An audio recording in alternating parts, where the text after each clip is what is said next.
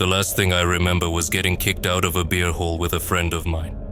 I managed to mix beer and vodka and some other stuff. That's it. What happened next?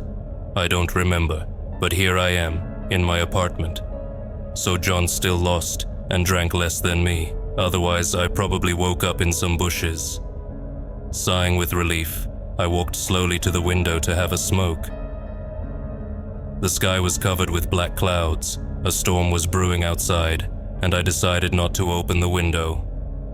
Down the roadway, someone was walking with confident steps, looking under his feet. In such bad weather, and at 3 hours in the morning, I guess you're as stupid as I am. I put out my cigarette at that thought and went to sleep.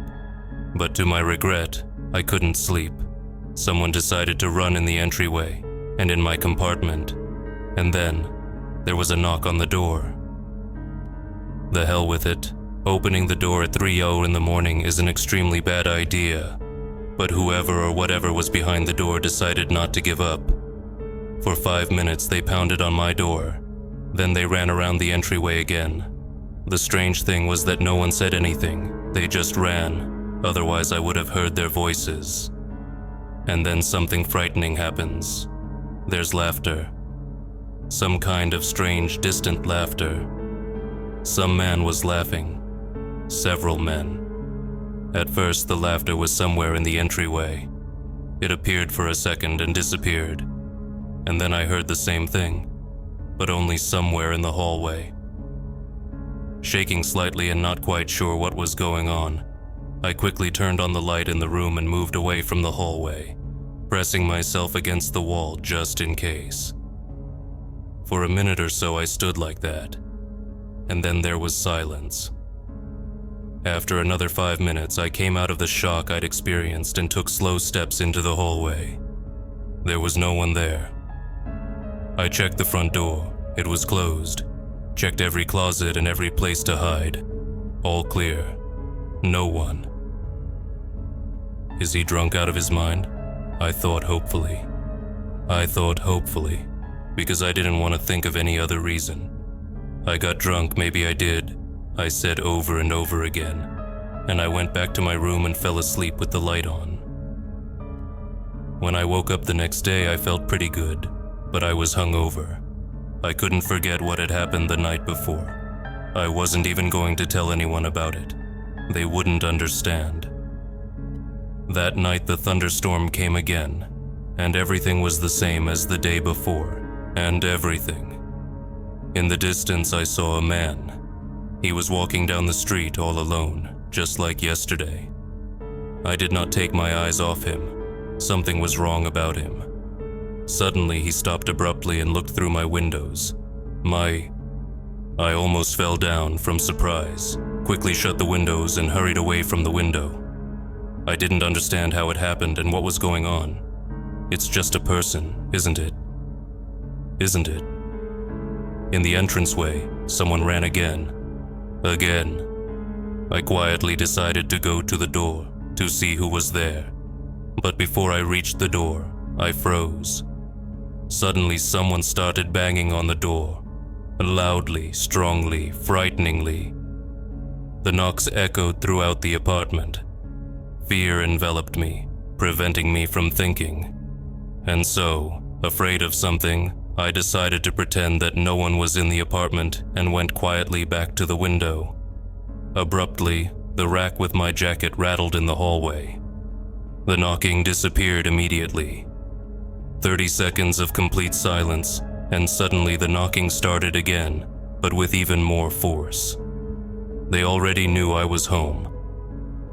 I pulled out my cell phone and decided to call the police. Yes, perhaps stupidly, ridiculously, but it was the only option I could find at that moment, for common sense refused to kick in. The police, for that matter.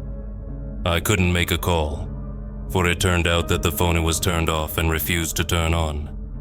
In the hallway, the nightstand that stood near the door moved, by itself, quickly, very abruptly. I'm an atheist, and I've been an atheist all my life, right up to this moment. A sound behind me, unpleasant, Loud, shuddering. Glass. The glass behind me. Something scraped across it. There was laughter and quick footsteps in the room. My instinct for self-preservation told me immediately what to do. Run to the door, even though there might be someone behind it, and run away. I ran to the front door and grabbed my jacket, which was lying around, and dashed out of the apartment. Once in the entryway, I slammed the door behind me. It was okay. Sitting on a bench somewhere on the street, I couldn't catch my breath. I had forgotten my cigarettes at home, so I started looking for them in all my pockets in case there was an old pack somewhere. But I found something else. In my jacket pocket, I found some earth. And then I remembered what happened yesterday. When they kicked us out of the pub, we went home with John, and on the way he started telling me some story about the earth from the cemetery. That it was supposedly cursed, and that if you brought it home, you'd bring something else along with it. I was an atheist yesterday, so I said, "They're just fairy tales to make people's lives easier. You see, ghosts, spirits, demons, angels were created just so that you would not be afraid to die, so that you would know that after death you would not disappear." Eventually, after 5 minutes of arguing, we walked into a cemetery that was down the road. And what do you think I did? Right, I took a handful of earth and put it in my jacket pocket. And then I went home and fell asleep. I quickly got up and ran to the place where I had gotten the earth yesterday. When I got to the cemetery, I emptied the pockets of my jacket, but to be sure I left the jacket there and hurried away from the place. I spent the night in a hotel, warmed up, slept a little, and returned to my home in the morning. To see, there's that pulled back nightstand, the coat rack on the floor, the wallpaper. On them, in the room, was written, or rather something burned a question. Do you believe it now? After this incident, nothing more paranormal happened, but I still changed my place of residence out of harm's way.